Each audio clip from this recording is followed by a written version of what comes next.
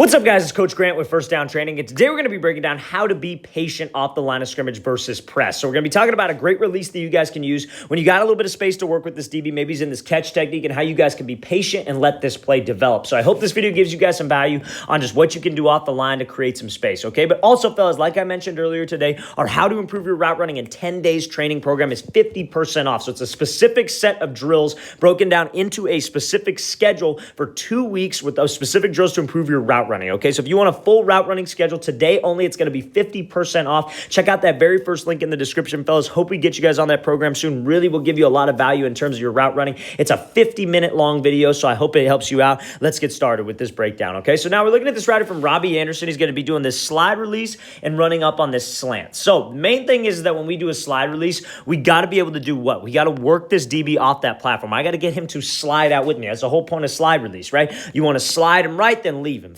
Freeze him, then leave him. So when I'm patient off the line of scrimmage, it's all about tempo, right? And it's all about gathering information on this DB. So when we come off of here, you see how Anderson, when he slides, you see how he takes like this. A lot of people will consider this, be like, oh, it's a false step. It's not a false step. What that step does is he's pushing off of this step to really get him outside, because that's what moves this guy. Because let's say we do this, and let's say the easy thing to say is, oh, well, the DB should just stay disciplined on the inside. But if I slide to the outside, and let's say he just sits right there, next time I got to run a fade, I'm going to do the exact same thing, just slide and then just take off and go. And I'm going to make him move eventually. You guys got to have that mindset to where it's like, listen, I got to make my routes look the same, my releases look the same, because listen, maybe he's in the right place on a slant, but when I got to go run a fade or an outside release, I'm going to make it look the same, and I'm just going to go. And you got to study these DBs on film, know what their tendencies are, know how they play certain situations. So now this DB decides to slide with him and shuffle, right? And what's he doing? He's watching those hips, staying pretty disciplined. So when you're patient off the line, you got to change the tempo to try to get him to change the tempo. You got to change the tempo to try to get this DB to stop his feet, to try to get him to slow down.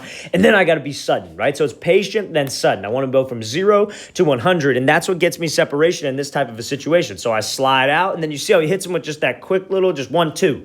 And that little shake with his upper half, that little throw of his hips, almost like he's doing a crossover to the outside. If I could just get this DB to put his weight on that outside foot, I know I'm confident that I could accelerate, right? Because he's got to make a decision when you slide him off that platform. When I slide off here, he could either do one of two things. He could either lunge at you and try to get hands, and then he loses his base, because when we do this slide release, it's important that I keep a good range. I'm not sliding to where I'm like a foot from this guy and he could get hands and still be able to shuffle with me. I'm in a range where if he's going to get hands, he's got to lunge at me. If he's not going to get hands, he's going to have to shuffle and be disciplined and watch my hips. And I feel confident as a receiver, every receiver should feel confident that I can shake this dude if I have a good move, if I actually sell with my upper half. So that's exactly what Anderson does. Now, off of a slide release, when you guys are patient off the line, it takes a little bit of time, right? Depending on the situation, maybe we could have been a little bit more patient here if you were like maybe a third read. Like let's say we had a slant, and then let's say maybe we had a corner, and then the outside guy ran a post, and we were going from like 1 to 2 back down to 3 on the slant, or maybe you had an under route. And it was one of those plays where you're like a third read. The quarterback's coming from high to low.